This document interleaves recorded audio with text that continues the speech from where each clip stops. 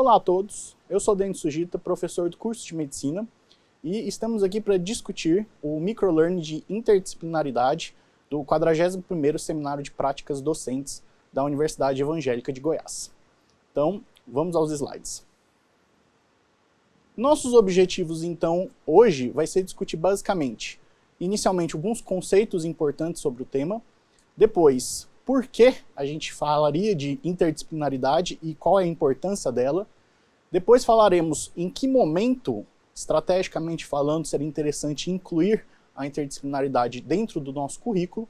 Finalmente, vamos falar de quem é a responsabilidade, de quem é a autoria das ações de interdisciplinaridade.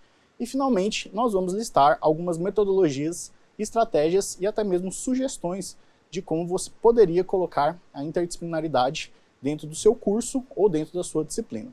Então, o que é a interdisciplinaridade? Baseando-se, então, em documentos oficiais, nós temos a seguinte definição segundo o glossário do INEP. É uma estratégia de abordagem e tratamento do conhecimento em que duas ou mais disciplinas, unidades curriculares ofertadas, estabelecem relações de método, análise e interpretação de conteúdos, objetivando a apropriação de um conhecimento mais abrangente e contextualizado. Prestem bastante atenção nesse final, porque ele vai se repetir no item 38 do instrumento de avaliação externa. Vejam, segundo esse instrumento, a interdisciplinaridade seria uma concepção epistemológica do saber, na qual as disciplinas são colocadas em relação com o objetivo de proporcionar olhares distintos sobre o mesmo problema, visando a criar soluções que integrem teoria e prática, veja, isso é muito importante, de modo a romper com a fragmentação no processo de construção do conhecimento. Então percebam que, do ponto de vista teórico, o mais importante é a gente retirar todo esse processo de fragmentação que é extremamente comum nos currículos, tanto tradicionais, como até mesmo em alguns currículos de metodologias inovadoras. Alguns termos importantes que podem aparecer na literatura e podem ser confusos são todos esses prefixos que nós estamos observando. Os três prefixos superiores seriam os níveis menores de disciplinaridade, que seria a intradisciplinaridade, a multidisciplinaridade e a pluridisciplinaridade. Nós já vamos comentar sobre isso. O nosso objetivo é chegar em níveis superiores, que seria representado pela interdisciplinaridade, e o nível máximo seria a transdisciplinaridade. O que seriam então esses conceitos? Os três primeiros conceitos são mais vistos na forma de intradisciplinar e multidisciplinar, no qual nós teríamos um currículo baseado em disciplinas, ou até mesmo em módulos, e cada disciplina e cada módulo é responsável pela sua área de conhecimento. E de maneira aprofundada, o estudante então adquire aquele conjunto de conhecimentos e, na maioria das vezes, realiza uma avaliação de maneira a comprovar que ele obteve aquele conjunto de conhecimentos. Infelizmente, esse conhecimento intra e multidisciplinar, ele acaba sendo bastante restrito. E isso acaba dificultando porque muitas das vezes os estudantes simplesmente estudam aquela determinada disciplina e matéria e esquecem de levar essa bagagem de conhecimento para um próximo período ou para uma próxima disciplina. Então, mesmo que esse estudante tenha adquirido, conseguido uma nota excepcional em determinada disciplina, muitas das vezes ele não vai se lembrar dessa disciplina em momentos futuros. Então, a interdisciplinaridade seria o aprofundamento dentro da sua disciplina, onde, sem dúvida nenhuma, naquele nicho, estudante e professor são os especialistas naquele conteúdo, e o currículo multidisciplinar seria aquele currículo baseado em várias disciplinas fragmentadas. A pluridisciplinaridade seria um estágio mais avançado de hiperespecialização. Um exemplo mais clássico que nós temos de pluridisciplinaridade seriam as especialidades, por exemplo, em medicina. Nós não estudaríamos apenas clínica médica, que seria uma disciplina, mas entraríamos em cada uma das subespecialidades e aprofundaríamos no conhecimento de cada uma delas. Então, isso que caracterizaria um currículo pluridisciplinar. Como nós comentamos, o objetivo, então, é chegar em um estágio mais avançado de interdisciplinaridade no mínimo. Percebam pela imagem que, no conhecimento interdisciplinar, estudantes se juntam e acabam trocando ideias e experiências, não apenas entre si, mas com outros atores, incluindo o próprio professor da disciplina, e com isso, essa agregação de conhecimentos vai permitir, então, a solução de problemas, inclusive maiores, e mais complexos. E por causa disso, o conhecimento interdisciplinar ou a disciplina interdisciplinar é o objetivo maior. A transdisciplinaridade iria além desse processo, porque a interdisciplinaridade seriam elementos de conexões entre as disciplinas. A transdisciplinaridade seriam eixos maiores que permeariam todas as áreas do conhecimento do curso e que, portanto, poderiam ser abordadas em qualquer momento por qualquer disciplina e por qualquer professor. É óbvio que a transdisciplinaridade seria o elemento mais interessante, uma vez que os pontos das transdisciplinaridades são abordados pelas diretrizes curriculares nacionais, mas vamos com calma. Vamos começar primeiro, então, pela interdisciplinaridade. Por que, então, nós precisamos trabalhar interdisciplinaridade? A imagem é muito clara, né? Quando nós temos, por exemplo, um determinado objeto de estudo, que pode ser as várias áreas de conhecimento que nós temos no ensino fundamental, médio ou superior, cada professor tende a minuciar, ou seja, detalhar os elementos referentes àquele objeto na sua área de expertise. Então, como a imagem mostra, nós temos, por exemplo, 3 professores avaliando uma caixa de papelão. O professor de ciências foca em como que esse papelão é produzido e como ele retorna ao ambiente. O professor de matemática foca muito mais nas questões geométricas da caixa. E a professora de artes acaba focando em elementos visuais. Agora percebam que o estudante, que é quem vai se apropriar e utilizar a caixa, ele vai começar a integrar vários conhecimentos e dar um propósito, dar um objetivo, que é basicamente o nosso futuro egresso, né? Então, o objetivo é desenvolver competências dentro desse estudante, de maneira que, ao final do curso, ele consiga não apenas solucionar os problemas básicos que a profissão pode trazer, mas diante de uma situação inusitada e inesperada, ele tenha substrato para que ele possa conseguir, então, solucionar esses problemas complexos. Portanto, se nós pudermos criar oportunidades de trabalhar a interdisciplinaridade, nós vamos conseguir desenvolver nos estudantes vários elementos que, inclusive, são bastante interessantes para o mercado futuro. Então, nós podemos desenvolver as competências e promover a profissionalização desse estudante com foco no mercado. Nós podemos desenvolver a capacidade de solução de problemas complexos e, inclusive, a partir de ideias criativas e inovadoras. Nós podemos desenvolver interesse e motivação, é o famoso para que eu estou estudando isso, ou por que eu tenho que estudar essa determinada matéria. Isso vai resolver boa parte dos problemas, né? Porque muitos estudantes se sentem desmotivados quando eles não entendem para que eles estão estudando aquele conteúdo. E, finalmente, nós temos o desenvolvimento de algumas habilidades sociais, como empatia, liderança e, inclusive, a capacidade de comunicação e de trabalho em equipe. Quando que a interdisciplinaridade deve ser trabalhada? Na verdade, o slide mostra que ela pode ser trabalhada em todos os momentos, do começo ao fim, tanto de maneira longitudinal quanto de maneira transversal. Então, alguns exemplos. Nós podemos ter, por exemplo, o trabalho de interdisciplinaridade com ingresso, buscando os conhecimentos prévios, as experiências anteriores que ele obteve durante todo o seu percurso de estudo. Nós podemos ter atuações interdisciplinares em todas as disciplinas de um mesmo período, de um mesmo semestre, de um mesmo ano, ou até mesmo entre disciplinas de períodos, semestres ou anos diferentes. Nós podemos ter interdisciplinaridade em campos de estágio, e não precisam ser apenas os estágios de finais de curso. Caso o estudante tenha disponibilidade de realizar um estágio extracurricular, isso também é permitido, trabalhar em interdisciplinaridade. E por que não trabalhar a interdisciplinaridade, inclusive, com o próprio egresso, através de trocas de experiências, e inclusive que o egresso pode trazer a realidade do mercado para os futuros profissionais. Quem é responsável pela interdisciplinaridade? Notem que todos os agentes são responsáveis. Contudo, cada um tem uma função diferente. O estudante, ele precisa sim ter a proatividade de juntar os conhecimentos para que ele possa se transformar, né, se tornar um profissional completo, e ele precisa buscar essa motivação, porque muitas das vezes isso vai ser um trabalho uno, ou seja, ele apenas sozinho, ou talvez um pequeno grupo, vai fazer esse processo de interdisciplinaridade, buscando, obviamente, o seu futuro profissional.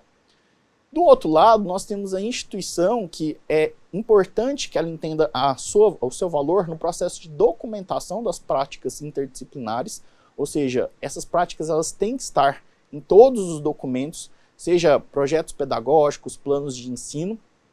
E o outro ponto importante, a instituição também tem que ser parceira no processo de viabilização de algumas ações interdisciplinares.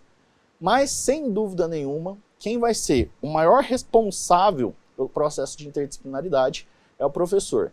E cabe a ele também a proatividade, ou seja, ele precisa querer desenvolver essa interdisciplinaridade e muitas das vezes também cabe a ele o papel de ser criativo no desenvolvimento, na criação dessas práticas interdisciplinares. Então, como docente, quais seriam os papéis relacionados à proatividade e à criatividade nesse contexto interdisciplinar? Então, é extremamente importante que, como professor, você conheça o seu cenário de trabalho e entendam todas as possibilidades que a instituição e o seu curso oferecem para que você possa criar experiências e cenários, oportunidades interdisciplinares. E, além disso, é crucial que você saiba o perfil de egresso buscado, não apenas pela instituição, mas pela sociedade, porque esse vai ser o nosso foco. Segundo ponto, é extremamente importante que você, como docente, saia da sua casinha e vá conversar com outros colegas, discutindo a matriz curricular, inclusive entendendo que outros professores trabalham muitas das vezes os mesmos temas que você trabalha, só que com perspectivas diferentes. Então a gente precisa sair dessas fragmentações, dessas bolhas, dessas ilhas, e procurar então o maior diálogo, a maior comunicação, para a gente entender o que o colega está desenvolvendo junto aos estudantes. Terceiro, é extremamente importante que você se atualize e busque exemplos. A literatura traz vários relatos de experiência extremamente interessantes e muitos deles factíveis. E o ponto mais importante, permita-se inovação. A gente percebe que a maior parte das metodologias inovadoras descritas, elas nasceram de pessoas com criatividade e com certo grau de autonomia que puderam implantar alguma coisa diferente e que acaba resultando em algo extremamente positivo e eficiente para o aprendizado dos estudantes. E agora vem a grande dúvida: como que nós podemos então desenvolver a interdisciplinaridade? Como nós não vamos ter tempo para discutir cada área específica, a gente vai listar algumas metodologias que já estão descritas na literatura de como que seria um primeiro passo para começar a trabalhar a interdisciplinaridade. É claro que, como nós discutimos no slide anterior, o ponto mais importante é que você permita-se a inovação. Então, 5 áreas habitualmente se associam à possibilidade de desenvolvimento de interdisciplinaridade. Nós temos a aprendizagem baseada em problemas, a aprendizagem baseada em projetos, os processos de gamificação, a integração de ensino com extensão e pesquisa e a possibilidade de realização de eventos institucionais. Então, sugerindo alguns modelos e metodologias, na primeira, nós temos a aprendizagem baseada em problemas, no qual problemas reais ou simulados podem ser apresentados aos estudantes, pode ser em modelo tutorial, como habitualmente é feito, mas não é regra, e hoje nós temos inclusive possibilidade de tutorias digitais, e nesse processo o estudante vai precisar buscar conhecimentos tanto do momento da disciplina, quanto de momentos passados e, por que não, futuros, para poder chegar à solução desses problemas criados ou coletados em situações reais. Outra possibilidade muito utilizada nas ciências humanas e sociais são os estudos de casos, também presentes nas áreas biológicas e da saúde, no qual as situações ou de resultados positivos ou negativos são avaliados juntamente com o professor, de maneira que o estudante consiga delinear quais foram os grandes elementos diferenciais que acabaram resultando nesse ponto positivo ou no ponto negativo do case. E para que isso aconteça, é necessário, obviamente, conhecimento de várias disciplinas. A segunda e a mais clássica relatada na literatura é a aprendizagem baseada em projetos. E o modelo mais clássico utilizado é a criação de projetos integradores, habitualmente ao final de semestre. E nada impede que o próprio trabalho de curso ou trabalho de conclusão também possa funcionar como um projeto integrador. Nesse momento, professores se unem, objetivando criar um instrumento final de avaliação, e os estudantes, de maneira individual ou em grupo, podem então, durante o semestre, desenvolver esse projeto e apresentar esse projeto como um momento de conclusão de disciplina ou de conclusão de curso. E aí, nesse momento, uma banca de professores que estão envolvidos nesse processo habitualmente fazem o processo de avaliação baseado em vários critérios.